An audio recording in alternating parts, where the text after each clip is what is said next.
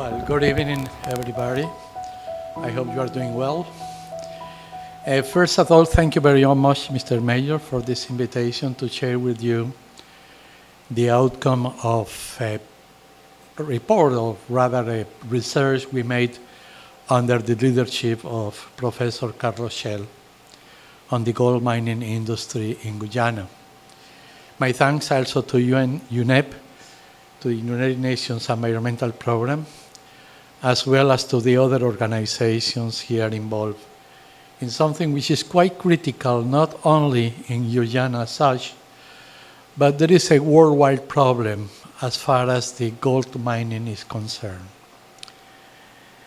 And today we are going to put together some pieces with Dr. Carlos Shell, who is a specialist in circular economy. And you will see how these two concepts of gold mining can be seen together to solve a lot of problems which actually have also been discussed in many scenarios worldwide. My experience is as an international consultant in what is called technological surveillance. This means to identify who is doing what at world level, who is patenting what, who is doing something different in research, so that we do not repeat what is already being done in some other countries, international development centers, research centers, and so on. And now, what I want to share with you is the first results of an analysis carried out by Mr. Shell and other consultants. He will later on explain to you who were involved. And also to see how this worldwide problem of the gold mining can be solved without sacrificing what is already going on. And then in this report, we covered, we covered three main issues. We don't see the gold mining only as gold. No, this is the end of the circuit. What we realize is that we have to know what is the map of the gold industry cluster. That means how can we see together how the exploration, exploitation, transformation, distribution, commercialization, and to identify in each of these, or in this chain, how they behave in terms that one to the other is an input to the next process concerned. And secondly, we see this in a very linear circumstances, moving from one part of the chain to the next one, and to see how we can see the real structure, in this case for Bartica, how this map behaves in terms of this region. And we take this case, and this was the reason of UNEP, is because gold and mining of gold plays a very important role in the economy of the region. So when we move forward, we see, okay, what are the key success factors of the industry? Remember, it's not gold, it's the value chain. In terms of the opportunities of the gold industry, the threats we have found in the gold mining, and this is a worldwide issue. It's not an issue only concerning here. It's concerning my country as well, Colombia. You may know Colombia is a large producer of gold as well. But we have substantial differences if we compare the gold mining in Colombia with the gold mining in this country. Gold mining in Colombia is illegal, with a very artisanal, very, very poor, without any concern, and the government has made everything possible to see how to solve this illegal as a problem. And thirdly, with these factors, we have to see, okay, what are the factors that can be taken into account in terms of the in Bartica for the gold mining industry? Next one, please. What is the end of this? We have to, in this chain, we want to identify what are the RWO. That means residues, waste, and obsolescence that can become from the gold mining. And then we see, okay, how can we identify the main residues, and then how these materials can have an impact to create a new productive sector. That means that you are maybe sitting in a very large welfare and wealth of new production activities coming from this waste and residues and obsolescence. And this is what we are trying to do. And then, next, please. And this is the change that we have identified. You see that the linear value supply, which is in the fourth row, is, okay, exploration,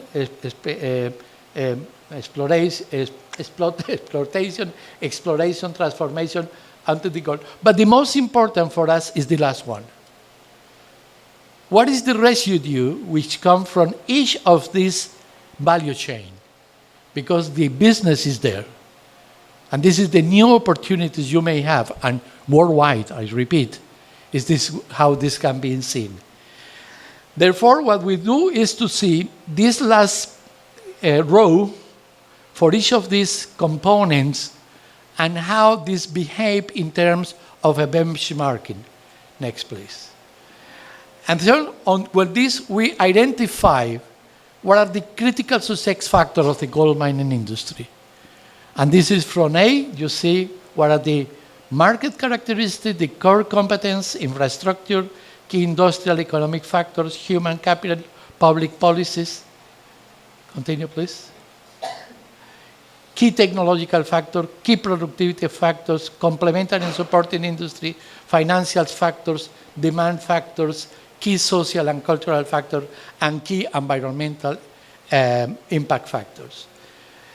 This is taken from a very nice report prepared by the Inter-American Development Bank last year, 2017, yes, in which they put, okay, what is the large-scale mining industry in Guyana, and what is the artisan, small, and medium-scale miners? And you can see that there is a terrible gap between what is the large mining and what is the so-called artisan, small, and medium-scale industries. But the most important is that in this second case, there are some of these factors which can be reutilized, can be reused to go into the circular economy. For example, now we take from the factors mentioned before the third factor, only this one as an example, environmental technologies and technological factors. What are the world-based practices in what we call critical factors, opportunities, and threats? Use and application of new environmental technologies. Biotechnology is playing a critical role in all this new area of knowledge. How biotechnology can be used in the mining industry. To do what? To recover areas which have been, for example, detrimental to the land because of the use of mercury. So bioremediation is playing a critical role in this. And what is the recommendation we propose in this report, which I suppose will be available in what, 2 weeks' time, Carlos? Maybe less. And then we made some very specific recommendation. Of course, I am not going to go through all the from A to N factors, but this is only an example of what can be done. This is the map of this last row that I was mentioning to you. And you see below is all the environmental impact it may have on land, water, tailings, you name it. But the most important is that all this that you see, gold is over there. You see that the use of amalgamation, cyanamation, all this terribly impacting the environment. Tailings, for example. Nowadays, tailings is subject to a very deep research on how to use bioremediation to recover more gold from the tailings, but also how to recover other heavy metals, uranium, plutonium, and so on, which we do not realize that are they and that are available. So this is what we propose down there, how all these new technologies can be associated to create a new, I will say, a new surrounding about the gold mining industry in Bartica. And then something which is quite special, go ahead please, is scraps. I am fully surprised to see, visiting not only Bartica, but also visiting Georgetown, because scraps are a terrible business today. The Chinese are buying every scrap you may have around the world, because scrap can be used as an input for the foundry industry. And foundry can be used to produce windows, to produce, you name it, whatever you want, arts. I'm quite sure that there are a lot of people here with creativity which can use this. And then scraps is very clear because you can have a basic metalworking industry, bars, structures, seals, screen, a small workshop of mechanics, agriculture, for mining and construction. So this is what we propose in terms of how to use this, because this is a potential also for exporting. Of course, if you say, okay, I cannot move a truck or a tractor, which is somewhere because it's too expensive. No, you have to have a place for gathering all these scraps, put it together, and we need an investor. We need a leader that see this kind of business. And then when you have this scraps transformation, next please, we propose 8 recommendations. The first one is that this is seen in terms of what is called the Guyana Green State Development Strategy. So this is really very, very suitable for the present policy of the government. But what we need first is to raise an inventory of the waste and residues of the gold mining industry.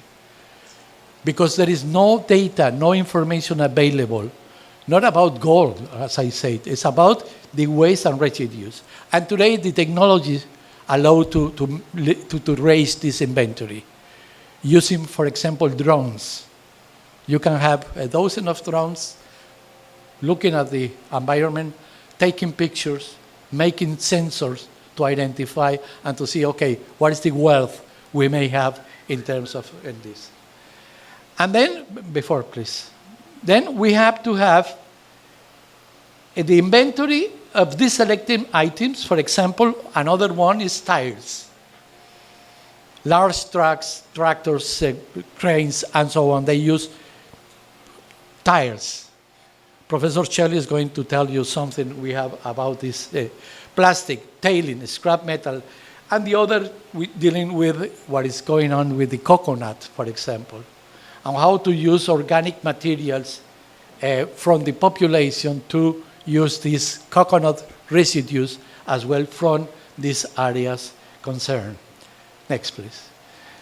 Then we need to incorporate the circular economy concept, and this is what Professor Chell is going to tell you afterwards. Because with this circular concept, we may have the first steps to move forward, and most especially in the draft issue last week of the draft National Mineral Sector Policy Framework and Plan 2019-2029. But we need to give a very special concern in this mineral policy to the medium scale and the artisanal gold mining sector of this region.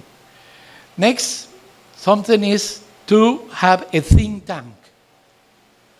We need a group of people, we need a group of academics, businessmen, leaders who can mobilize resources, and most especially can mobilize knowledge, can mobilize leadership to have this or create this circularity, and they have this resilient economy to respond to what is available in terms of these residues of the circular economy.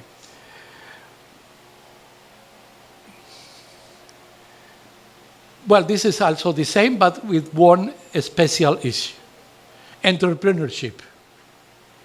We need to mobilize resources from the businessman community and from the universities to promote this kind of entrepreneurship at the student level, undergraduate and postgraduate students. Because it's the only way that we can see that this is done in terms of identifying what is the product, how this product is going to be managed as product to be put in a market, to have a business plan, or rather first to have the business model, what are we going to do with this, and then to have the business model. And then we have something that we are proposed, and this is really very important, is in terms of the experience from the OECD country. OECD has what is called the due diligence of the gold mining industry. And it's a catalog of how the best practices for the gold mining industry can be introduced in a country. This report has been made for Colombia, for a very specific region.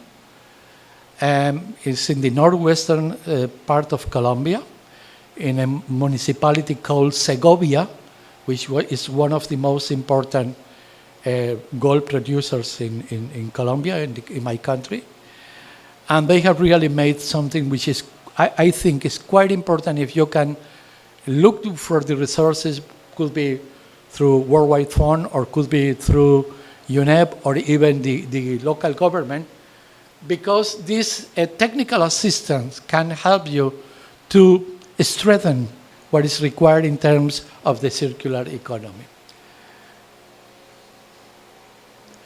And then, based on this, we propose a portfolio of projects. And we think this portfolio should be in the short term, for to be carried out in the next 18 months. Then medium term, from 18 to 36 months. And in the long terms, more than 5 years. Because it's the only way to get out of this. This cannot be done from one day to another. So we need a very clear strategy.